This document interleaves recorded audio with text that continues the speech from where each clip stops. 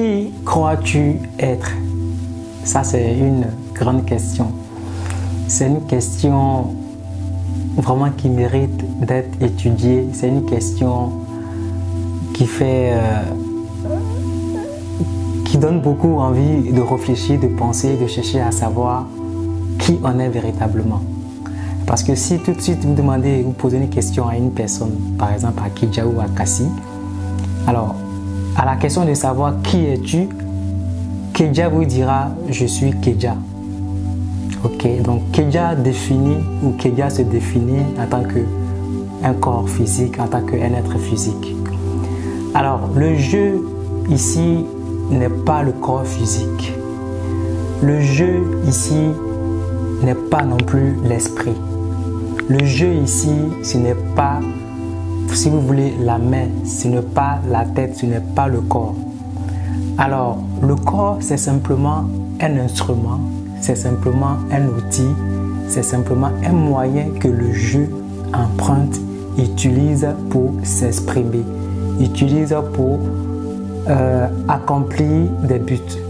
Alors, la pensée également, ou l'esprit du moins.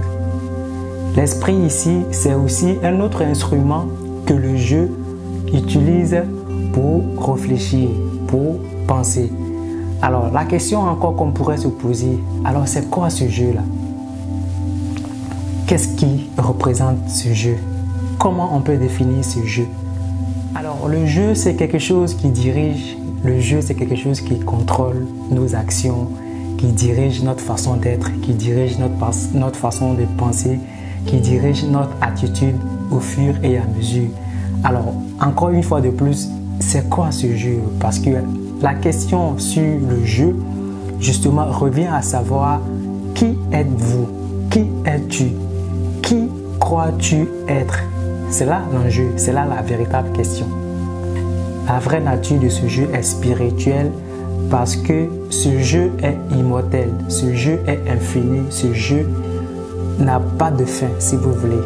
Le jeu ici a une fonction très particulière parce que lorsque vous dites par exemple je vais au lit, alors le jeu ici dit au corps qu'est-ce qu'il doit faire. Par exemple, je vais au travail. C'est le jeu qui donne l'ordre, le jeu qui est la partie invisible de toi ou de vous qu'on ne voit pas. C'est cette partie-là qui donne l'ordre justement au corps de partie où lui, ce jeu, voudrait qu'il soit. Si vous dites par exemple, je fais à manger, alors le jeu encore emprunte le corps pour donner des ordres, pour que le corps puisse exécuter son désir, pour que le corps puisse exécuter sa pensée, pour que le corps puisse exécuter son but. Quand quelqu'un meurt, on dit très souvent qu'il nous a quittés. Ok?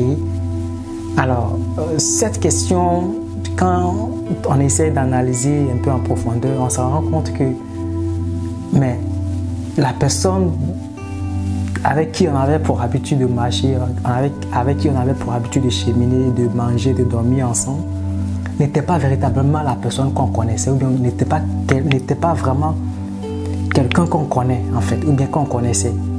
Parce que on dit la personne nous a quittés, pourtant son corps est là. Mais qui est parti alors?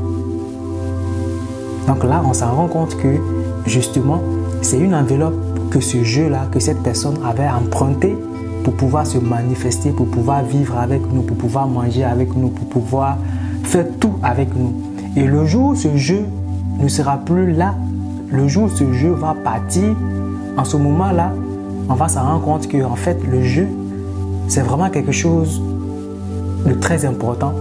C'est vraiment quelque chose qui est, on va dire, transcendant. On aimerait vous laisser sur cette question, à savoir qui es-tu? Qui crois-tu être? Alors c'est un travail, c'est une activité que nous allons vous donner pour que vous puissiez chercher à comprendre, vous puissiez continuer à réfléchir, toujours dans le but de chercher à savoir qui vous êtes, dans le but de vous découvrir, dans le but de savoir votre véritable nature. Parce que tant que vous n'avez pas compris qui vous êtes, tant que vous n'avez pas découvert votre véritable nature, vous allez vous adonner à des choses qui sont inutiles. vous allez être parfois mal compris, ça c'est normal et ça arrive. Vous allez vous culpabiliser pour des choses qui ne valent pas la peine, parce que très souvent aussi, on se définit en fonction de ce que les gens disent de nous. On se laisse justement définir en fonction de ce que certaines personnes pensent de nous, des jugements extérieurs, c'est-à-dire de ce que les gens disent au quotidien à notre égard, à notre sujet. Souvent, c'est sur ça que nous nous fondons pour justement nous définir. Penifab Institute, vous servir notre devoir.